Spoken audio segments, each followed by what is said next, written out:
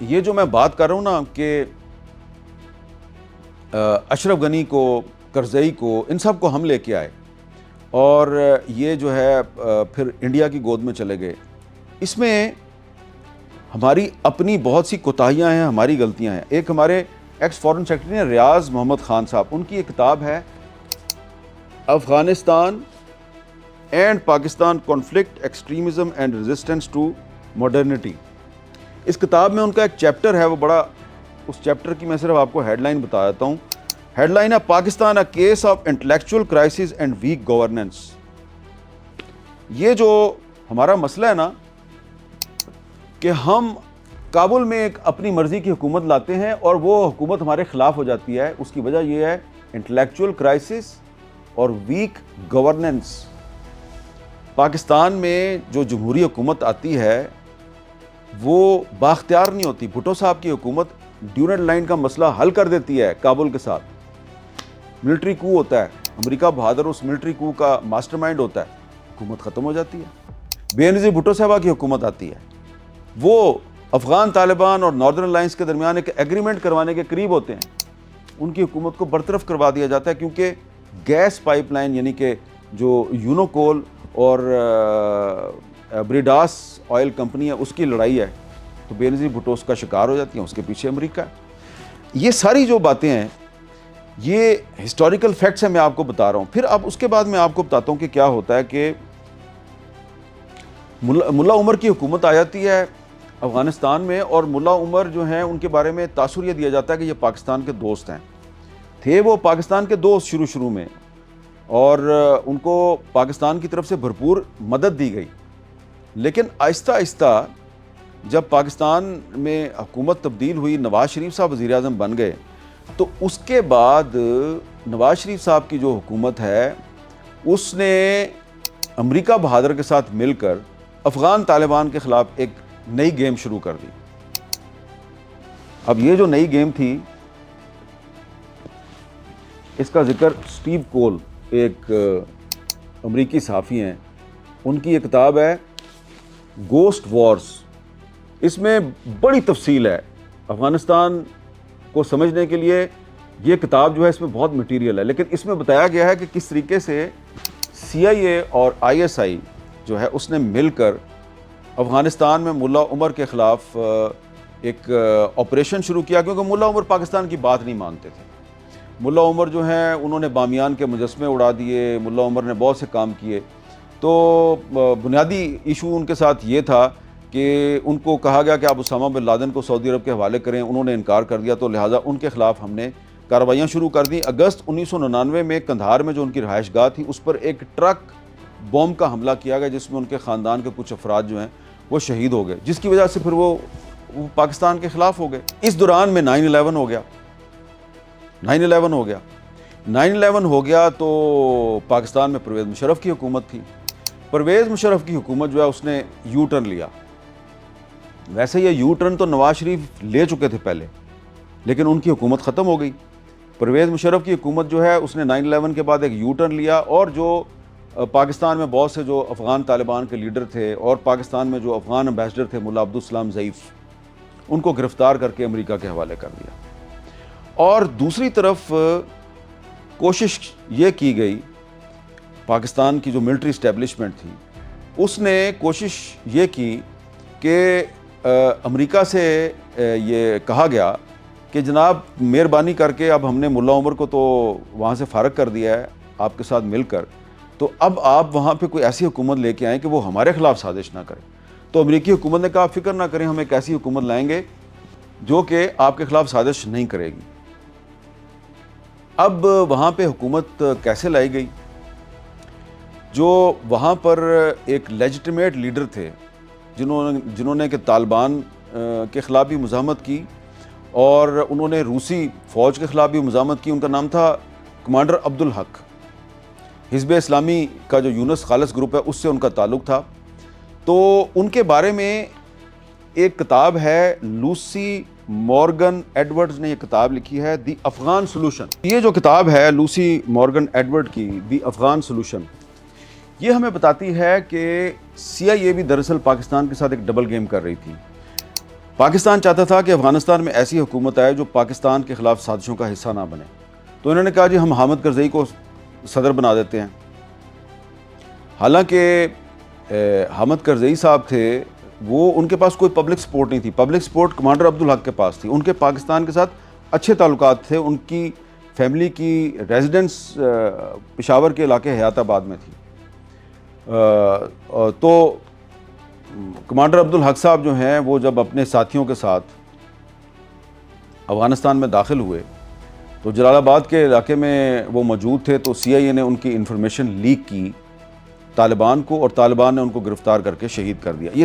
یہ اس کتاب میں یہ دعویٰ کیا گیا ہے کہ سی آئی اے جو ہے اسی نے کمانڈر عبدالحق کو قتل کروایا، کیونکہ کرزئی کی امریکہ کے ساتھ ڈیل ہو چکی تھی۔ کرزئی صاحب جو ہیں وہ ڈبل ایجنٹ تھے۔ ڈبل ایجنٹ کس طرح تھے کہ آئی ایس آئی کے لیے بھی کام کرتے تھے اور سی آئی اے کے لیے بھی کام کرتے تھے۔ آئی ایس آئی کے جو کوئٹہ میں ایک ڈیٹ کمانڈر تھے کرنل شجاع خانزادہ صاحب، جو بعد میں پنجاب اسمبلی کے ممبر بنے اور پنجاب کے وزیر داخلہ بھی تھے اور ایک خودکش حملے میں شہید ہو گئے تھے، انہوں نے ایک دفعہ کیپٹل ٹاک میں جیو نیوز پر میرے شو میں مجھے بتایا تھا کہ انہوں نے خود ذاتی طور پہ حامد کرزئی کو ہائر کیا تھا فار آئی ایس آئی 5,000 روپیہ پر منتھ پر، اور وہ حامد کرزئی جو آئی ایس آئی کا 5,000 روپیہ پر منتھ کا ملازم تھا، جب افغانستان کا صدر بنا تو سوچیں، یاد کریں کیا کیا الزام لگاتا تھا پاکستان پر۔ ٹھیک ہے، احسان فراموشی کا عظیم شاہکار تھے کرزئی صاحب، لیکن آپ بھی تو دیکھیں نا کہ آپ کس قسم کے لوگوں کو پروموٹ کر رہے تھے، صرف امریکہ کو خوش کرنے کے لیے۔ پھر اشرف غنی صاحب آ گئے۔ اشرف غنی صاحب بھی امریکہ اور پاکستان کی ایک مشترکہ پیشکش تھے۔ الیکشن جیتا ڈاکٹر عبداللہ صاحب نے، سب کو یاد ہے الیکشن ڈاکٹر عبداللہ صاحب جیتے، ہم نے جناب دھاندلی کی۔ اب اشرف غنی صاحب صدر بنا دیے گئے افغانستان کے، تو اشرف غنی صاحب جو ہیں ان کو جی ایچ کیو میں بلا کر گارڈ آف آنر دیا گیا۔ یہ ہمارے ایمبیسڈر تھے افغانستان میں، سید ابرار حسین صاحب، ان کی کتاب ہے افغانستان ملا عمر سے اشرف غنی تک۔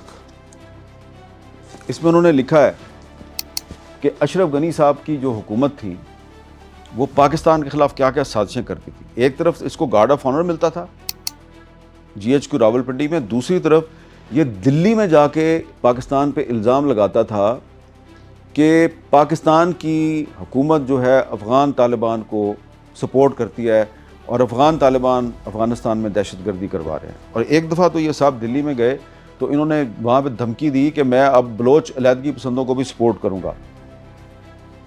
جب اشرف غنی نے یہ الزام لگایا نا کہ پاکستان افغان طالبان کو سپورٹ کرتا ہے اور افغانستان میں دہشت گردی کروا رہا ہے، دلی میں کھڑے ہو کے اس نے یہ الزام لگایا تھا اشرف غنی نے۔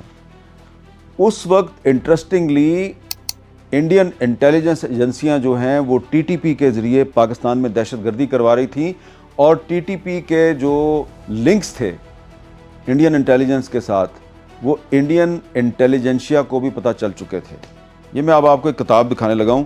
اویناش پلیوال ایک انڈین آتھر ہیں، انگلینڈ کی ایک یونیورسٹی میں استاد ہیں، ان کی ایک کتاب ہے مائی اینیمیز اینیمی۔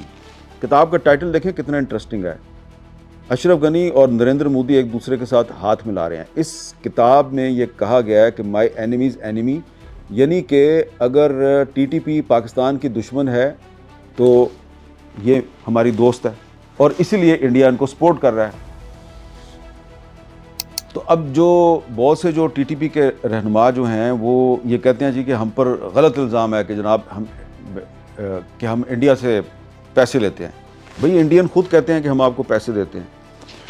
تو جب یہ سچویشن ہو اور اشرف غنی جو ہے وہ انڈیا میں کھڑا ہو کے دھمکی دے کہ میں بلوچ علیحدگی پسندوں کو سپورٹ کروں گا، تو پھر جو پاکستان کی جو حکومت ہے وہ پھر کیا کرے؟ پھر وہ کوشش کرے گی نا اشرف غنی سے بھی جان چھڑانے کی۔ یہ ایک پورا جو پروسیس ہے نا جو 9/11 کے بعد شروع ہوتا ہے اور 2018 19 20 تک آتا ہے، اس میں جو لوگ پاکستان میں پالیسی میکرز تھے ان سے پوچھنا چاہیے، بے شک ایک کمیشن بنا دیں، آپ کمیشن کی رپورٹ پبلک نہ کریں، لیکن ان سے پوچھیں ضرور کہ آپ کو پتہ نہیں تھا کہ آپ نے 9/11 کے بعد جب پالیسی تبدیل کی افغانستان کے بارے میں، تو آپ نے ملا عبدالسلام ضعیف جو ہے اس کو پکڑ کر امریکہ کے حوالے کیا، اس پہ گوانتانامو بے میں ٹارچر ہوا، تو اس کی کتاب شائع ہوئی انڈیا سے، مائی لائف ود طالبان،